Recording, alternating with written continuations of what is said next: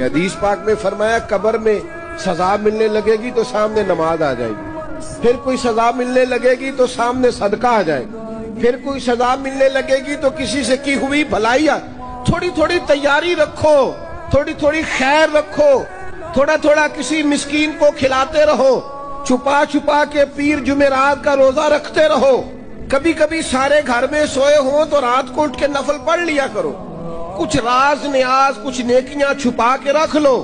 وہ بڑا کریم ہے، یہ جو چھپی ہوئی نیکیاں ہوتی ہیں ان پر بڑا ہی فضل فرماتا ہے، وہ بڑی مزیدار کام آ جائیں گی، ان کا بڑا نتیجہ نکلے گا، صبح قیامت بڑا اعزاز ملے گا، اللہ کے حضور پذیرائی ہے ان نیکیوں کی۔ اپنی آخرت کے لیے ان نیکیوں کو تیار کر کے رکھیں، اپنی بھی تیاری کرنی ہے، لیکن جو اپنے چلے جائیں نا ان کو بھولنا نہیں، وہ جو قبروں میں چلے گئے وہ ہمارے اپنے۔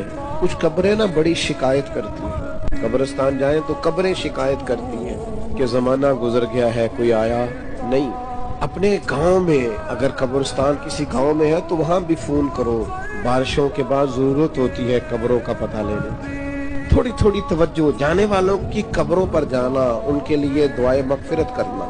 یہ ذرا حدیث پاک کی گہرائی دیکھنا کتنی ہے۔ نبی کریم علیہ السلام نے فرمایا ایک بندے کا اللہ جنت میں درجہ بلند کرتا ہے، تو درجہ تو بلند ہوتا ہے بندہ نیکی کرے تو آخرت تو دار الجزا ہے، وہ دار العمل ہے ہی نہیں، اب درجہ کیوں بلند ہو رہا ہے؟ تو بندہ عرض کرتا ہے مالک اب تو میں نے کوئی نیکی نہیں کی، اب میرا درجہ کیسے بلند ہوا؟ تو اللہ فرمائے گا تیرے پچھلوں نے تیرے لیے دعا کی ہے، بخش میں نے پہلے دیا ہے، لیکن اب جب وہ دعا کریں گے تو تیرے درجے بلند کر دیے جائیں گے۔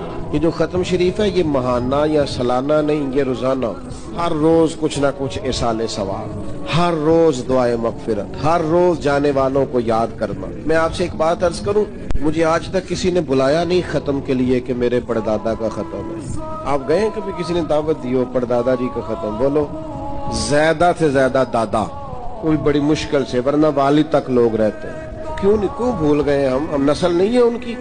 پردادا نہ ہوتے تو دادا ہوتے تھے، ہم بھول جاتے ہیں اپنے بڑوں کو۔ اپنی نسلوں کو یاد رکھیں، ان کے لیے دعائیں بخشش کریں، ان کا خیال کریں، خاص طور پر اصال ثواب کا اہتمام گاہے گاہے کریں، یہ بڑا ضروری ہے۔ اور قریبی جب دعا مانگتے ہیں نا، جب بھائی دعا مانگتا ہے تو ذرا درد سے مانگتا ہے، بیٹا دعا مانگتا ہے تو ذرا درد سے مانگتا ہے، جب اپنے کوئی دعا مانگتے ہیں تو پھر ان کی دعاؤں کا انداز کچھ اور طرح کا ہوتا ہے۔